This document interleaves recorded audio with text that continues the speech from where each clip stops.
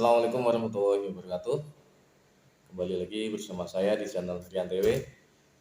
Dunia politik semakin memanas, masing-masing kubu saling serang menyerang, kemudian masing-masing kubu juga sudah ada tanda-tanda di mana siapa yang akan dicapreskan. Dari kubu Demokrat memastikan bahwa AHY akan maju, walaupun sampai detik ini Demokrat masih dari AHY juga masih di angka elektabilitasnya masih di angka sekitar 2,2-an ya, sekitar 2,2%. Dan dari PDIP kemungkinan akan mencalonkan Puan Maharani walaupun tingkat elektabilitasnya juga masih minim, yaitu di bawah 5%, sekitar 1,7%, masih tinggi AHY ya 2,2%. Jadi dua kubu ini yang masing-masing dari putra dan putri mahkotanya ini ingin mengunggulkan diri, mengunggulkan anak-anaknya, putra-putra mahkotanya untuk menjadi presiden atau calon presiden di tahun 2024 nanti. Jadi seperti itu.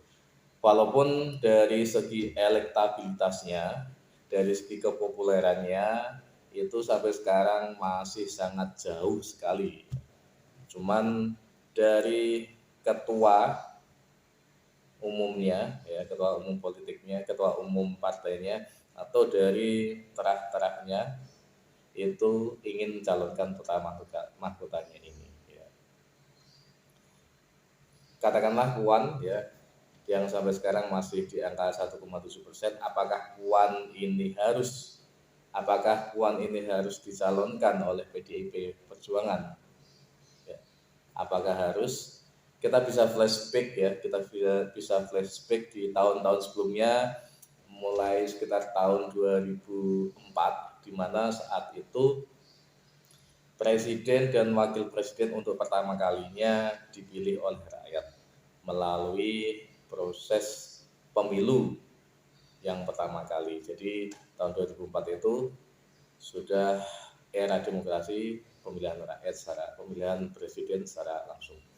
Dan yang membuat undang-undang itu supaya MPR yang ditetapkan tahun 2021 dan ketetapan presiden tahun 2003 ya, Undang-Undang nomor 23 tahun 2003, saat itu Megawati menetapkan sistem pemilu yang akan dilakukan tahun 2004. Mana tahun 2004 itu ada 6 calon presiden yang maju, walaupun yang akhirnya lolos cuma 5.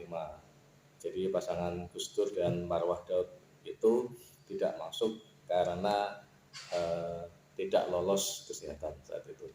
Dan terjadilah saat itu pemilu yang pertama kali, di mana terjadi 2 putaran saat itu yang melibatkan Megawati dan Susilo Bambang Yudhoyono. Jadi setelah ada pemilihan lagi, putaran yang kedua, akhirnya muncullah pemenang, di mana saat itu Susilo Bambang Yudhoyono dan Yusuf Kala yang meraup angka 61% memenangkan pemilu saat itu. Kemudian di tahun-tahun pemilu berikutnya, tahun 2009, juga dari Megawati itu mencalonkan dirinya sendiri saat itu bersama Prabowo, jadi presidennya, capresnya Megawati dan wakilnya Prabowo. Saat itu juga kalah lagi dengan Susilo Bambang Yudhoyono, yang dimana tahun 2004 itu Susilo Bambang Yudhoyono juga sebagai politikus yang dimana saat itu Demokrat baru muncul. Intinya sebuah pendatang baru, bukan seperti PDIP yang partainya sudah lama, ataupun Golkar yang partainya sudah lama. Jadi butuh pembaruan seperti itu. Dan baru tahun 2014 muncullah Jokowi yang sangat populer saat itu, dimulai dari karirnya yang moncer dari wali kota, kemudian gubernur, dan akhirnya dicalonkan menjadi presiden tahun 2014 dan akhirnya menang. Dan saat itulah nama PDIP ikut sangat tinggi sekali, mengalahkan partai-partai yang lainnya. Jadi, dan tahun 2019 kemarin juga menang lagi. Jadi selama 10 tahun yang akan datang, PDIP dari segi partainya pun, perolehan suara pun tidak membutuhkan partai lain untuk mengusung presiden dan wakil presidennya. Cuman dari sini yang menjadi pertanyaan, apakah Puan Maharani yang akan dicalonkan, sedangkan dari segi elektabilitasnya Puan itu cuma meraup angka 1,7%. Apakah akan dipaksakan?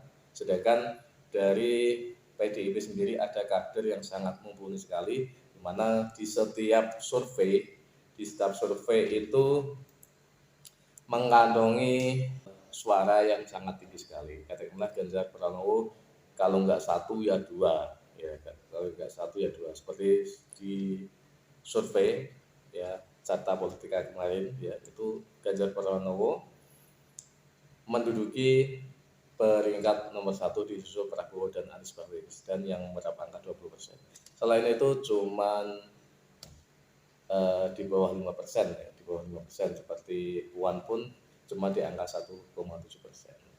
Kalau kita menilik dari data-data seperti ini, track record Megawati ketika mencalonkan dirinya sendiri ataupun mencalonkan anaknya pun, saya rasa tidak akan mampu mengangkat partai ataupun mengangkat calonnya menjadi presiden. Kenapa seperti itu? Karena saat itu tahun 2004 dan tahun 2009 itu Megawati itu berada di angka yang lumayan tinggi ya, katakanlah sekarang seperti angkanya elektabilitasnya Prabowo ataupun Anies, walaupun tidak jadi nomor 1, sangat tinggi sekali dibandingkan sekarang. Kalau kita bandingkan ya dengan elektabilitas Puan Maharani yang cuma 1,7%, itu sangat jauh. Jadi yang saat itu kepopulernya sangat tinggi pun kalah, apalagi yang sekarang Puan Maharani cuma 1,7%. Apakah ini, kalau kita flashback, kalau kita berpikir secara menjauh, ini kayaknya sangat sulit sekali PDIP untuk meraih kemenangan kalau PDIP jadi mencalonkan Puan Maharani sebagai presiden Indonesia ataupun capres tahun 2024 nanti. Jadi ini berdasarkan fakta, berdasarkan data yang saya peroleh, bahwa dari Megawati sendiri tidak mampu, apalagi anaknya. Jadi ini bisa menjadikan tolak ukur juga, apakah nanti akan calonkan Ganjar atau dengan egoisnya mencalonkan putra putri mahkotanya agar mempunyai nilai ataupun meneruskan perjuangannya di tahun 2024 nanti. Apakah seperti itu? Mari kita, karena politik itu dinamis ya, saat ini sepertinya dari PDIP itu sangat menjauhi Ganjar. Apakah ini sebuah strategi juga kita tidak tahu. Apakah ini sebuah ingin meraup perhatian dari masyarakat, menguji Ganjar, apakah Ganjar itu memang layak sungguhan, kita juga tidak tahu. Yang pasti biasanya dari Presiden Megawati mencalonkan presidennya, menetapkannya biasanya di akhir-akhir. Tapi saya rasa tadi kalau mencalonkan Puan, memaksakan, itu sangat sulit sekali untuk menang. Jika mencalonkan Ganjar, kemungkinan masih ada peluang untuk menang. Ya, seperti itu. Terima kasih dari saya. Assalamualaikum warahmatullahi wabarakatuh.